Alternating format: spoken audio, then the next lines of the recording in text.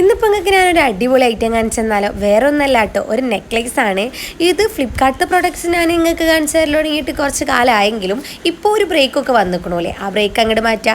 അടിപൊളി ഐറ്റമാണ് കേട്ടോ. ഞാൻ കൊടുത്ത ക്യാഷിന് എന്തായാലും വേർത്തായിട്ട് തോന്നി.